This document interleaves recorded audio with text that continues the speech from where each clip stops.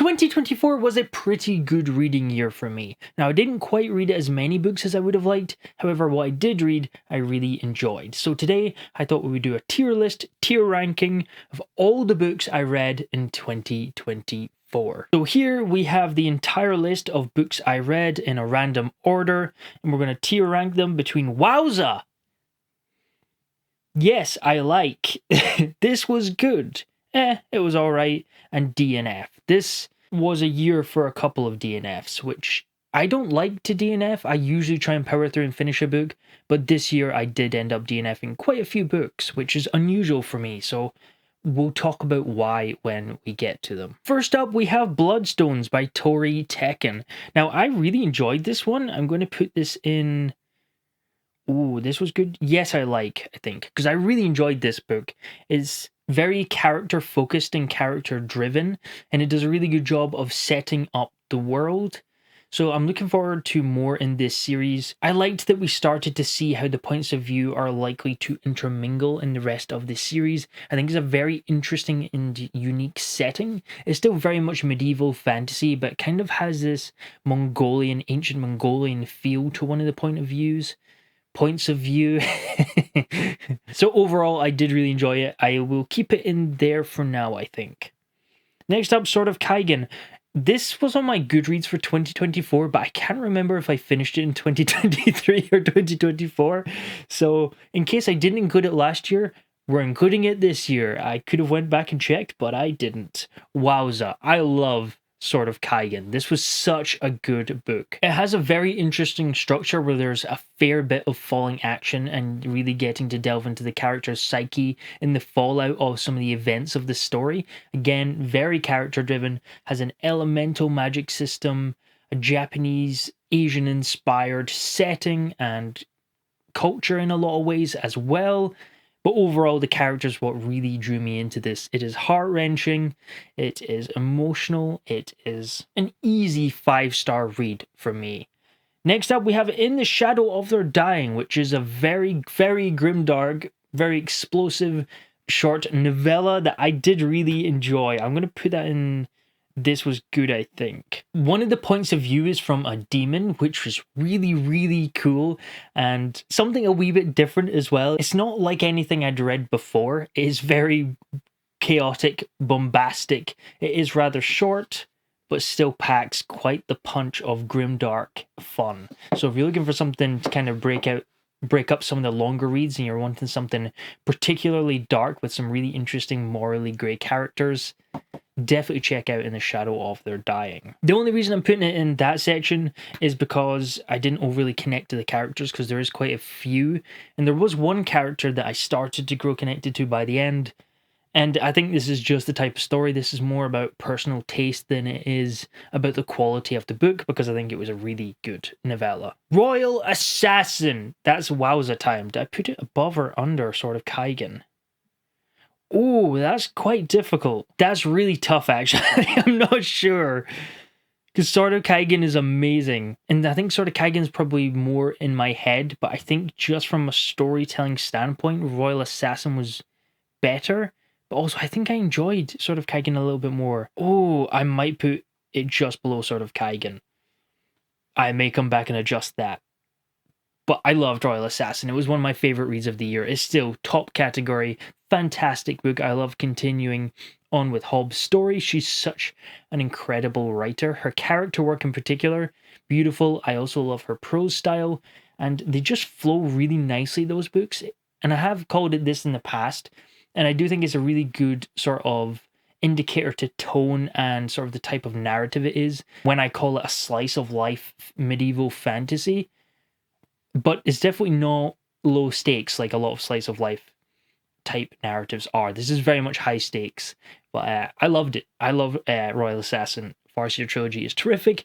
And that ending, oh boy, the ending to Royal Assassin is so good. Jonathan Strange and Mr. Norrell. Now, this was a surprise hit. I thought I would enjoy this story, but I enjoyed it way more than I thought I would. It's incredibly atmospheric.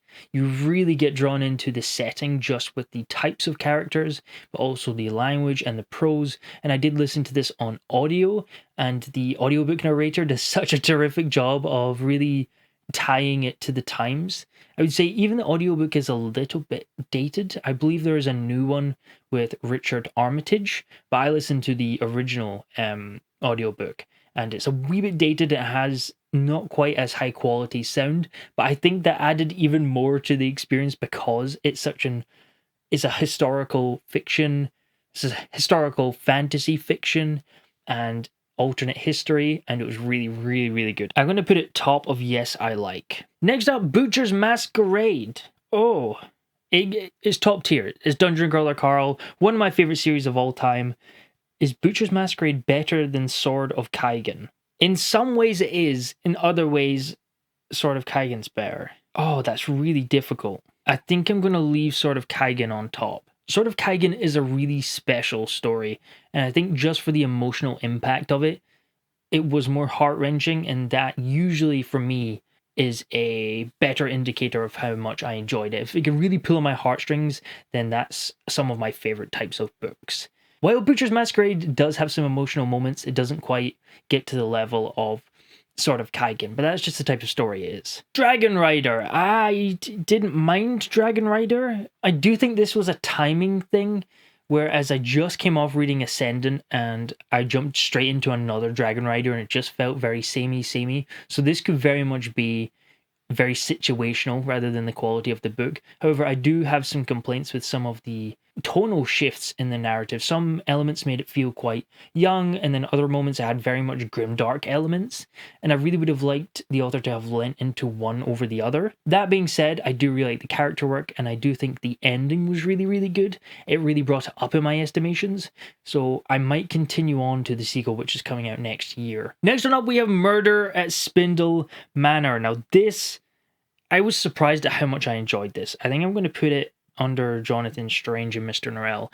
This is such a chaotic, bizarre short novel. I've talked about it in quite a few videos now, but again, I'm going to compare it to Knives Out, the film. It is a murder mystery following this character who is stuck in this inn because of this storm that hit them, and she's trying to figure out which one of them has a parasite that has killed them and is now imitating one of the guests in this manor. And I loved learning more about the quirky characters in the cast and also more about the manor itself. Spindle Manor, the titular Spindle Manor, is not just a setting. It really does tie into the narrative very well.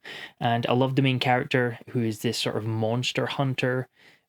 She's great, and her assistant was really cool as well. I enjoyed everything about this. Next one up, another Dungeon Crawler Carl, Eye of the Bedlam Bride. Now this is going to be right up beside the other one. I can't decide if it's above or below Butcher's Masquerade.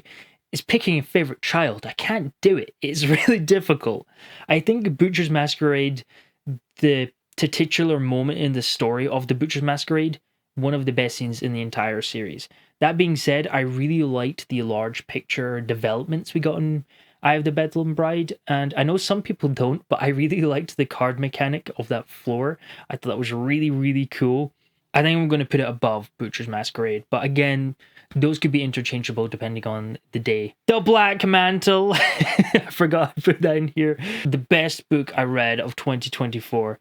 No, I'm kidding. This is my book, and it's coming out next year, and I'm going to put it in DNF because it's not finished yet. Next one up, we have Ascendant by Michael R. Miller. I had a blast with this book. It is a classic Dragon Rider fantasy. It does lean towards a younger audience with this first book. I think it's mainly because the main character is quite young, and also it doesn't go to dark places, or at least not particularly dark places in this first book, but I do believe we do get darker moments as the series goes on. I've also heard that there is progression fantasy elements, which I think would be really interesting, because we do get a fair bit of the dragon riding relationship in this first book, and that was one of the elements I really enjoyed, is how much Michael really delved into the lore of the dragons. Did I like it more or less than In the Shadow of Their Dying? They're both really good. I think a wee bit more. A really fun one, and also the audiobook is really, really good. Silver Blood Promise. Now, I had a blast with this one. It's very... Ooh. I think I'm going to put it there. My favorite thing about this book is Lucan, the main character, and his banter with all these side characters, including Flea, and a lot of the other side characters as well. And just this really interesting setting that we only really get the start of in this first book.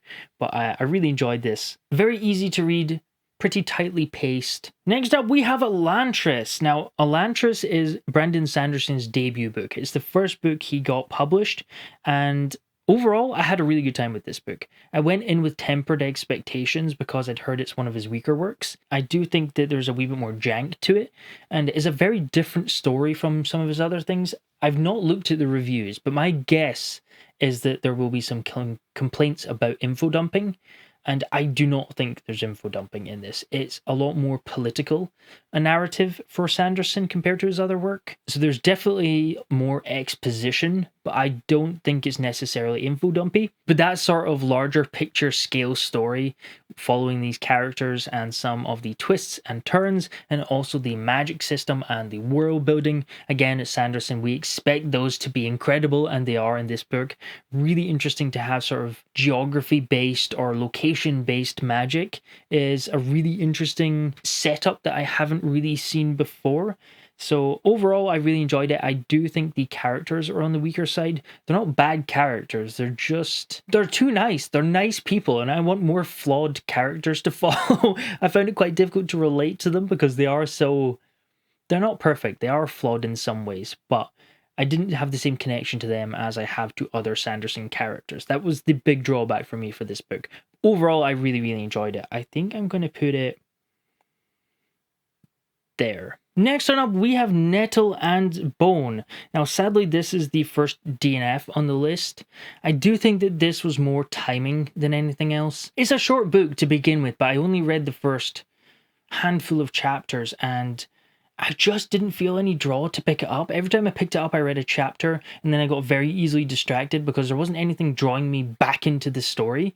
I do think this is just the hook at the start didn't grab me, even though it sounded like an interesting story. I really like the interesting world, some of the magic early on, and the main character sounds like they could become a very interesting person and have a really interesting backstory that I did want to learn more about, but it just didn't grab me, and it could have been a time thing. So I do think this is one that I could pick back up, but the first handful of chapters, it just didn't draw me in. Next up, we have Warsong. Now this I really enjoyed. I was very impressed by Warsong. This is a grim, dark novella, and I think it's only about 55 pages, but what Michael Mitchell could do in 55 pages was very, very impressive. So because of that, did I enjoy it more or less than In the Shadow of Their Dying? I think I enjoyed it a wee bit more. It follows a country under occupation, so it's quite a bleak and dark story, and just the main character that we follow, seeing them really struggle against everything and feel very beaten down even from the start of the story. It's really pretty dark, but the progression and the narrative and even the hints of world building we got, I really, really enjoyed, and did a really good job of making me want to pick up the first book in the series, Price of Power. So that's definitely one I'm going to hopefully get to in the next year. Next, we have A Princess of Aldir. Now, I don't know if this was because I don't read a ton of sci-fi, and I just read a lot of fantasy, and as soon as I had sci-fi elements, my intrigue just went bing, bing, bing, bing. I just had a really good time with this story. It is a fairly simple plot following a character, and I do think people who have read the main books would probably get more from this than just starting here, but you can start here, because I've started here. I've not read the main books in the series yet, and I did really, really enjoy this. I think I'm going to put it there. I did really, really enjoy this story. I think just the world building elements and this main character and this hint at a larger world was something that I really, really enjoyed. Next, we have This Is How You Lose the Time War. Now, I'm really sorry. I did not jibe with this. What bothers me is I think it was the execution of this story is just what didn't work for me. The plot and the premise and the idea of it sounds fantastic, and I think a lot of people will pick it up and enjoy it for the execution. So I think this is a taste thing rather than anything else. But the prose was just slightly too purple for me, too metaphorical and flowery, and I usually like that type of writing, but this, I wanted it to be dialed back a little bit. I think people who really enjoy delving into the exact word choice and that sort of level of depth, I think we'll get a lot from this novel. I think it's one that's, you could probably get a lot from rereading it. But I didn't connect to the characters because I didn't feel like I knew them that well. And that could be a me problem. It could have went over my head. It's too complicated for my simple brain.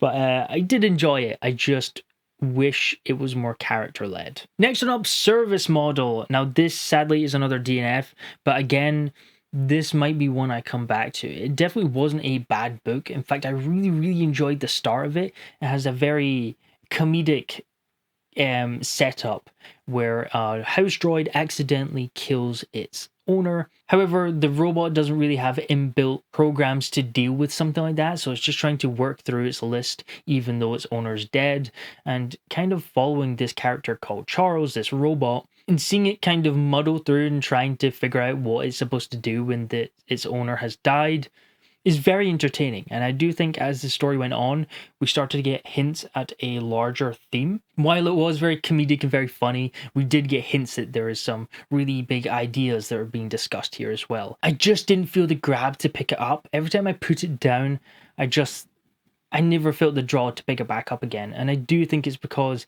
the main character, Charles, is very meandering. Even the plot's very meandering. And that adds to the humor and the plot, and it makes sense. It just didn't hook me and make me want to pick it back up again. And I think I was brutal with DNFs this year. This is the type of book where I could see myself enjoying it if I pushed through. But there's just so many books I wanted to read this year, and I was behind on other reads that I thought, if it's not immediately grabbing me, I'm going to set it down for now and see if I want to pick it up later. I think this is the type of book where you have to be in the right mindset when you go into it. It is very lighthearted and fun. If you've read it, let me know. Should I continue on with Service Model? Next up, we have The Tainted Cup, which was one of my favorite reads of the year. It's going in wowza. I read this and it immediately threw me into a murder mystery mood. That's a lot of M's. It's the reason I picked up Spindle Manor and also Silver Blood Promise, and I had a really good time with The Tainted Cup. I really enjoyed the characters. It was funny. It was fast-paced, learning more about the world. This interesting mystery plot that we're piecing together at the same time was just a ton of fun. So I'm very much looking forward to the sequel coming out next year. Next one up, we have Kraken's Tooth by Anthony Ryan. Now, this is another novella. It's part of his Seven Swords series, and this hits all the really fun boxes. It has magical weapons, it has interesting characters with scarred pasts, did I say talking weapons already? Talking weapons, ancient histories, and interesting locations. The one complaint I have with this novel that kind of brought it down in my estimations is how samey it is to the first novel. The first novel is called A Pilgrimage of Swords, and it had the exact same structure as that novella. So I didn't feel like I really got anything new from this. It was short, it was fun, it covered this really interesting location, an interesting sword, but it didn't do anything to make me really remember it. So because of that, I am going to stick it there, I think. Again, there was nothing wrong with it, and I really enjoyed it, and I enjoyed the first one in particular, but just it was very repetitive compared to the first one. So I will continue this novella series into the third book. I'm just going to hope that Anthony really takes it in a slightly different take than the first two. Silence is Silver. Again, this is my book. DNF. I hate it. It might be the worst thing I've ever read, and you can read it completely for free by signing up to my mailing list in the description. And then you can tell me how much you hate it too. I really should have taken out my own books from this. I just copied them all across from Goodreads, and I should have taken them out. But there we go, that's my marketing. Mistborn, A Secret History. This is another novella in the Mistborn series. It should be read in Era 2, and it follows a side character and really shows some of the background maneuvering in the main Mistborn books. Now, I really enjoyed the implications of the story. There were elements of the story I really enjoyed. However, I feel like the pacing was off, which is unusual for a novella It's a fairly long novella, but I do think that it could have been cut back a fair bit. I felt like several sections really dragged on, and I do think that that was on purpose because the character's kind of stuck in a situation, so it does create that same feeling. However, it made parts of it not particularly well paced for reading.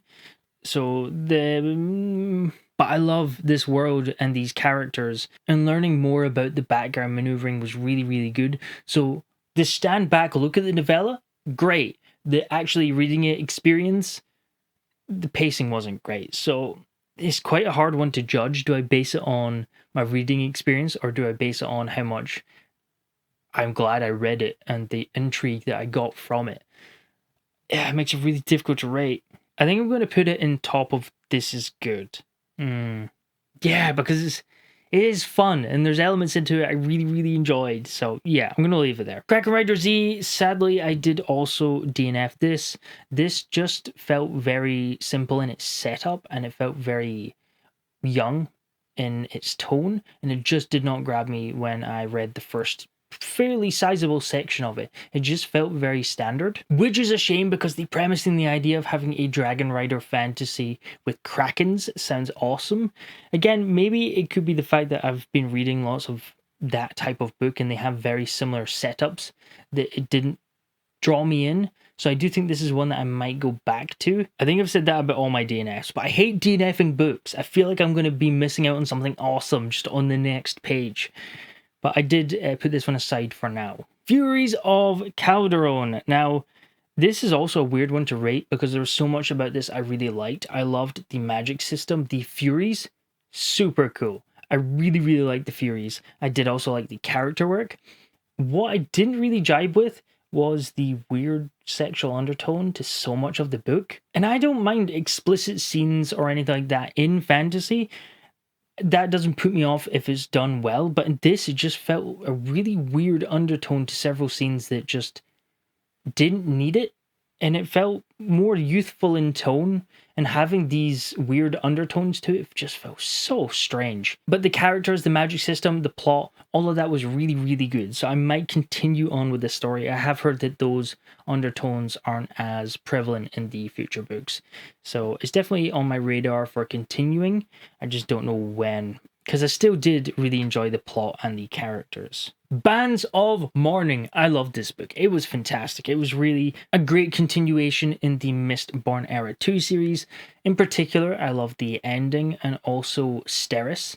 As a character, she got a lot of screen time, or page time, I guess, which I really, really enjoyed. And again, the ending, one of the best endings in the Mistborn series so far, maybe apart from Hero of Ages. I think I'm going to put it above Tainted Cup, but below Royal Assassin.